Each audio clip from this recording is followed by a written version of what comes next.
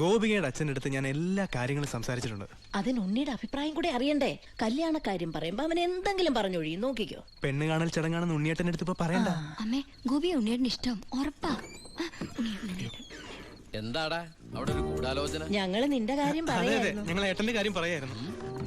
എന്താമ്മേ? ഉണ്ണിയേട്ടൻ ഇവിടെ വന്നിട്ട് ഔട്ട് ഹൗസിൽ താമസിക്കുന്നവരെന്ന് പരിചയപ്പെട്ടോ? അങ്ങോട്ടൊന്ന് കയറി ചെന്നു. ദുബായ്ക്കാരന്റെ പത്രാസം അവര് വിചാരിച്ചിട്ടുണ്ടാവും. മോശമായി ഭാരതി. എന്നാ ഇപ്പൊ തന്നെ കണ്ടിട്ട് ഈ രാത്രിയിലോ? രാത്രി എന്താ കുഴപ്പം? കുഴപ്പമുണ്ട്. അവിടെ പ്രായമായ ഒരു പെൺകുട്ടിയില്ലേ? ഞാനത് ഓർത്തില്ല. ഞാൻ ഞെരിഞ്ഞില് പോലത്തെ അപ്പൂപ്പനെ കുറിച്ച് ഓർത്തത്. വാ, രാവിലെ പോയാ മതി. മതി. എന്തായി കാണിക്കണേ? അങ്ങോട്ട് തിരിഞ്ഞു തന്നെ. എന്തിനാ എന്നെ ഇങ്ങനെ കെട്ടിച്ചമിക്കണേ? ഞാൻ എന്താ കല്യാണ ചക്കനാ? ദുബായ്ക്കാരനല്ലേ, ജാടയ്ക്ക് ഒട്ടും കുറവ് വരുത്തണ്ട. മാത്രമല്ല അവിടെ ഒരു സുന്ദരി പെൺകുട്ടിയില്ലേ ഏട്ടാ? ഞാനെന്താ പെൺകുട്ടിയെ പെണ്ണ് കാണാൻ പോവാണ്? നിനക്കെന്താ പറ്റിയത്? നിനക്കെന്താ പറ്റിയത്? ഒന്നുമില്ല. പിന്നെ എനിക്കെന്താ പറ്റിയത്? അമ്മേ പോവാം. വെറും കൈയോടെയാണോ പോന്നേ? ഞാനത് ഓർത്തില്ല. അങ്ങർക്ക് സന്തോഷായിക്കോട്ടെ. സ്കോച്ചും സിഗരറ്റും ഒന്നും ഇഷ്ടമല്ലെന്നേ. പിന്നെ ഇത് കൊടുത്താ മതി. എന്താ ഇത്? നീ കൊണ്ടുവന്ന സാരി. അവിടെ ഒരു പെങ്കൊച്ചില്ലേടാ. ഇതെന്താ പുടവെടുക്കൽ ചടങ്ങാണോ? ഹലോ അപ്പൂപ്പൻ. നമസ്കാരം. നമസ്കാരം. അപ്പൊ ആളെ മനസ്സിലായി? ഇന്നലെ മുഴുവൻ വൈദ്യന്റെ അടുത്തായിരുന്നു, അതുകൊണ്ട് പരിചയപ്പെടാൻ പറ്റിയില്ല. ഒരു സാരിയാ? എനിക്കോ? ഗോപിക്കാ. നേരിട്ട് കൊടുത്തോളൂ. ഇരിക്കൂ.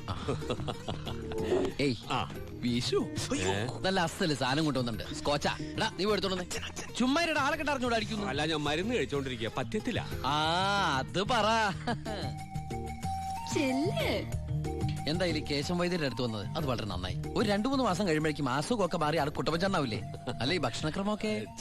ചായ മാത്രോ? ഈ നാട്ടുമരുന്നൊക്കെ മിക്സ് ചെയ്തിട്ടുള്ള ചായ? അതല്ല, ആ ചായയുടെ കാര്യ പറഞ്ഞത്.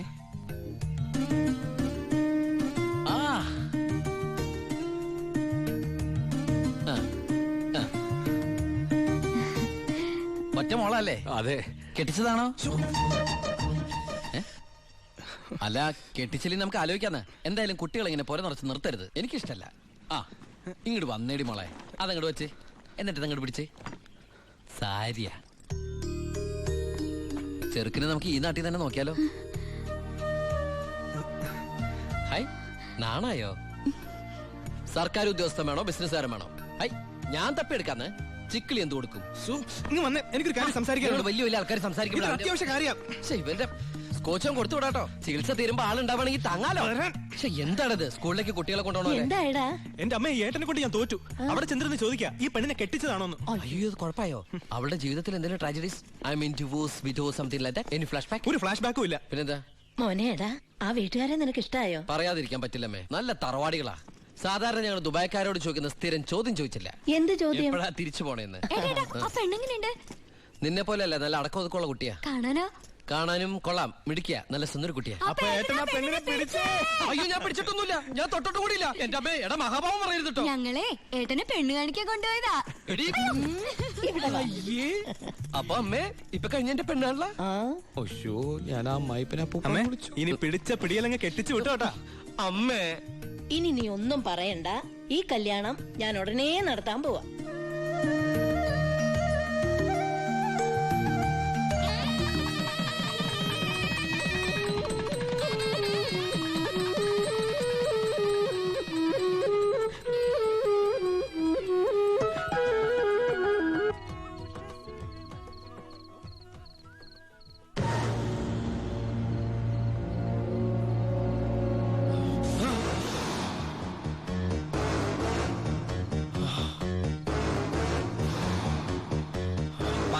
നീ മുങ്ങാന്ന് വിചാരിച്ചു അല്ലടാ? എന്റെ മോനെ കൊന്നിട്ട് പെണ്ണും കെട്ടി സുഖമായിട്ട് കഴിയാമെന്ന് കരുതണം. നിന്നെ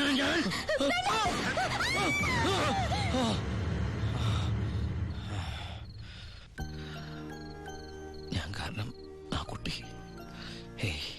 വേണ്ട.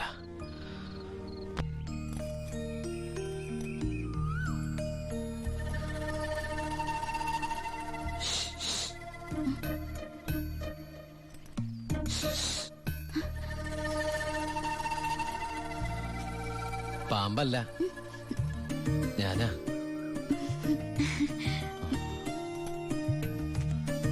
കുട്ടി ഞെട്ടിയോ?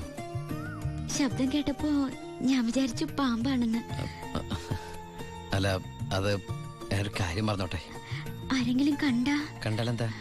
കല്യാണത്തിന് മുമ്പ് ഇങ്ങനെയൊന്നും പാടില്ല. എനിക്ക് കല്യാണത്തിന് മുമ്പേ ഇങ്ങനെയൊക്കെ പാടൂ.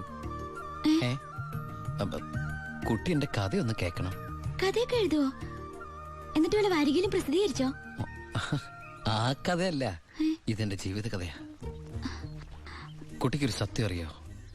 ആദ്യമായിട്ട് ഞാൻ ദുബായിക്ക് പോയത് ഫ്ലൈറ്റിലല്ല, പിന്നെ കള്ള ലോഞ്ച് കയറിയ. അവിടെ എത്തും മുമ്പ് ആ ലോഞ്ച് മുങ്ങി. ഈശ്വര, എന്നിട്ട് വല്ലതും പറ്റിയോ? ഞാൻ ആ കരയിൽ കിടന്ന്, അല്ല കര കാണാ കടലിൽ കിടന്ന് മരണത്തോട് മല്ലടിച്ചു. പിന്നെ എനിക്കൊന്നും ഓർമ്മയില്ലായിരുന്നു. ബോധം തെളിഞ്ഞപ്പോ ഞാൻ ദുബായിലുള്ള ഒരു ക്രിസ്ത്യാനി ഷെയ്ഖിന്റെ വീട്ടിലായിരുന്നു. എന്നെ രക്ഷിച്ചത്, എനിക്കൊരു ജോലി വാങ്ങി തന്നത് എല്ലാം ആ ഷെയ്ഖിന്റെ കാരുണ്യ. ഒരിക്കൽ ആ ഷെയ്ഖച്ചൻ എന്നോട് പ്രത്യുപകാരം ചോദിച്ചു. അദ്ദേഹത്തിന്റെ അന്ധയും ബദിരിയും മൂകയും വികലാംഗയുമായ മകളെ എന്നോട് കല്യാണം കഴിക്കാമോന്ന്. ആ ഷെയ്ഖിന്റെ മുമ്പിൽ ഞാൻ ഷോക്കായി. കടപ്പാടുകൾ മറക്കാത്ത ഞാൻ അതിനെ സമ്മതിച്ചു. ഞാൻ തിരിച്ചു ചെല്ലുന്നും കാത്ത് അന്ധയായ ആ കുട്ടി കണ്ണിൽ എണ്ണൊഴിച്ച് കാത്തിരിക്കുക. ആ കുട്ടിയെ മറക്കാൻ എനിക്കാവില്ല. സോറി. കരയ ഇതുകൊണ്ട് കണ്ണീരൊപ്പിക്കോളൂ. ആരും കാണണ്ട. എന്നിട്ട് കുട്ടി വീട്ടിലേക്ക് വെക്കോളൂ. പിന്നെ ആര് കേട്ടാലും ഈ കഥ വിശ്വസിക്കില്ല. അതാ എന്റെ കഥയുടെ കുഴപ്പം. വീട്ടിൽ ആരോട് ചെന്നത് പറയണ്ട. അവരാരെങ്കിലും ചോദിച്ചാ കുട്ടിക്ക് എന്നെ ഇഷ്ടായില്ലെന്ന് മാത്രം പറഞ്ഞാൽ മതി.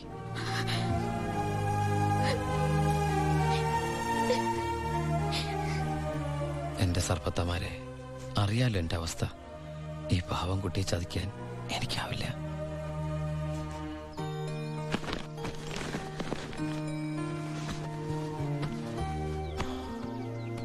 ഭാരതീയമ്മ എന്താ പിണങ്ങിയിരിക്കുക? നിന്നെ കണ്ട് കൊതി തീർന്നില്ല. അതിനു മുമ്പ് പോവല്ലേ? കുറച്ചു ദിവസം കൂടി. അമ്മ എന്താ ഈ പറയണേ? എനിക്ക് ഇന്നെ തിരിച്ചു പോയേ പറ്റൂ. ഞങ്ങളുടെ അവധി എന്നൊക്കെ പറഞ്ഞ ഏതാണ്ട് പരോള് പോലെയാ. പറഞ്ഞ സമയത്ത് തിരിച്ചെന്നില്ലെങ്കിലേ തൂക്കി എടുത്തോണ്ട് പോവര്. പിന്നെ ആ ജീവനാന്തം ജയിലില്ല. അല്ല വെയിലില്ലേ ഈ അറബിയുടെ അടിമപ്പണിയൊക്കെ ചെയ്തിട്ട്. ദുബായിൽ അങ്ങനെ ഉണ്ട്.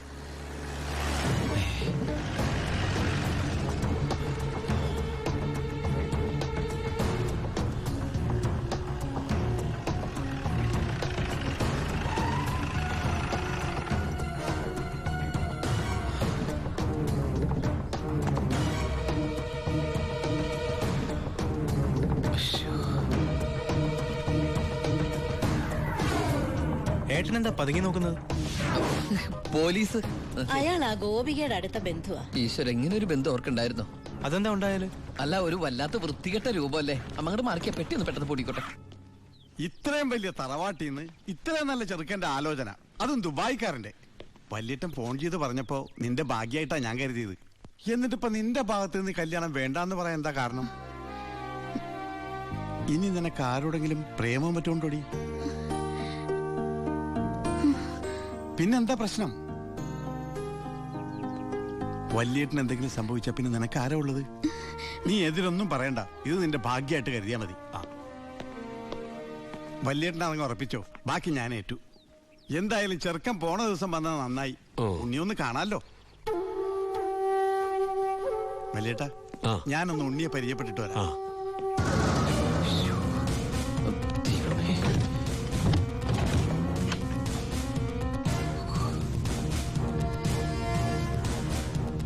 ഏട്ടാ, എല്ലാം എടുത്തിട്ടുണ്ടോ? ഒന്നും മറന്നില്ലല്ലോ? ഒന്നും മറന്നിട്ടില്ല. നീ ഒരു കാര്യം ചെയ്യ്, പെട്ടെന്ന് ഈ സാലം എടുത്ത് ഇതുവഴി വണ്ടി കയറിക്കോ. മോളെ എല്ലാം ഓക്കെ അല്ലേ? അമ്മേ, സമയമായമ്മേ.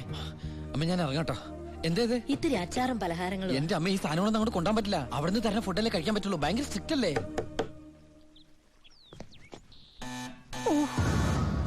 ആരോ ബെല്ലടിക്കുന്നുണ്ടല്ലോ. അല്ല ഹലോ, അവിടെ നിന്നേ ഒന്നേ. അത് പിച്ചക്കാരനാണ്, പിച്ചക്കാരൻ. ഞാൻ 10 രൂപ കൊടുത്തപ്പോ 100 രൂപ വേണമെന്ന്. ഗൾഫുകാരുടെ ഒരു അവസ്ഥ നീ ഞാനിന്ന് എടാ, അവൻ അവിടെ നിന്ന് അടിക്കട്ടെ. നമ്മുടെ മസിൽ അടിക്കുന്ന പിച്ചക്കാരാണോ? നീ ഇങ്ങോട്ട് വന്നേ, പെട്ടെന്ന് സാധനങ്ങൾ എടുത്തിട്ട് വേഗം വണ്ടിയിലേക്ക് എടുത്ത് വെച്ചേ. അമ്മേ, ആളനക്കും ഇല്ലല്ലോ. ചിലപ്പോ എയർപോർട്ടിൽ പോയി കാണും. എങ്കിൽ അടുത്ത പ്രാവശ്യം വരുമ്പോ കാണാം. പോട്ടെ. ഫ്രണ്ട് സീറ്റ് വെക്കണേ.